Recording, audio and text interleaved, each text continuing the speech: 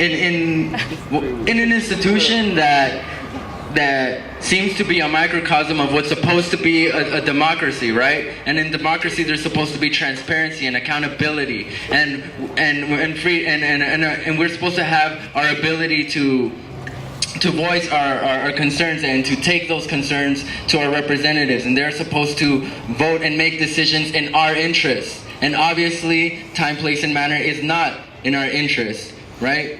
And so our next speaker right now, Brian Travis, just a regular PCC student, no necessarily affiliation. He's going to speak on that issue of transparency and why it's a threat to the democratic process here locally in PCC. Brian? Yeah, Brian. Good afternoon, everybody. My name is Brian Travis, and I'm here to talk about transparency today because I see a lack of it in the administration here at PCC. And one such example is at a college council meeting last semester, President Rocha said something to the effect of we'll have to cut 700 classes. And that's ridiculous to me. I don't understand that. And then later he came back to say, and when I confronted him personally in his office in a private meeting, I asked him, why are we cutting 700 classes? He said, oh, we're not cutting 700 classes. Where'd you hear that? And I said, you said it at the college council meeting. And he said, no, I didn't. Oh, my goodness.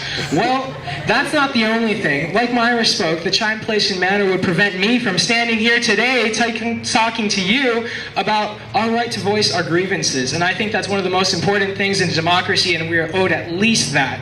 And I want to share with you, I want to share a few remarks on what I feel transparency is. The value of transparency stems beyond the clarity and eloquence of words. Transparency starts with the clarity of one's intentions. And Mark Rocha has not made his intentions clear to the students of Pasadena Community College.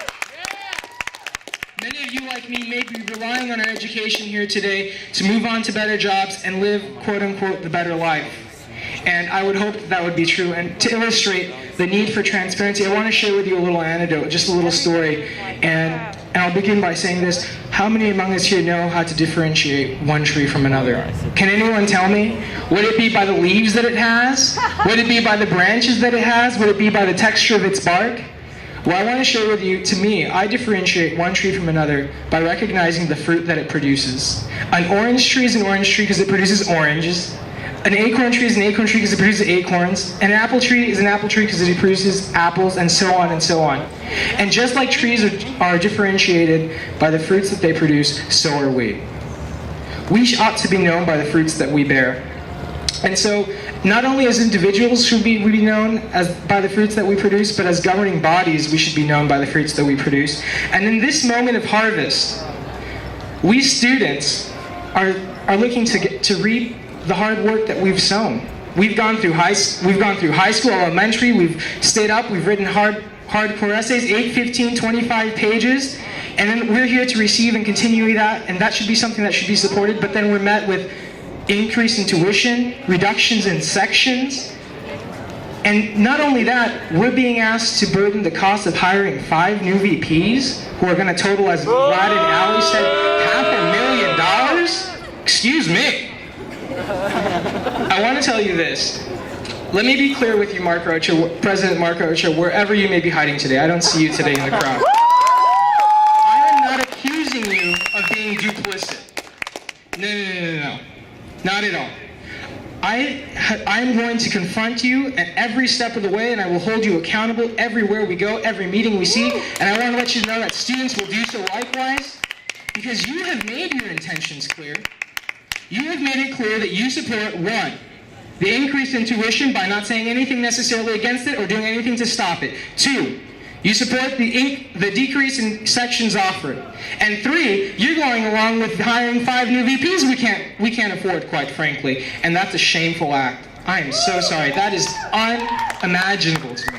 $36 per unit. $36 per unit. Who has $36 per unit they can afford at this moment in time? Actually, how many of us have jobs right now or are underemployed? Can you afford $36 a unit? I'll be the first to tell you I can't. Oh. So please show solidarity with us and at least have the dignity to look at these issues. And I thank you so much for being here today.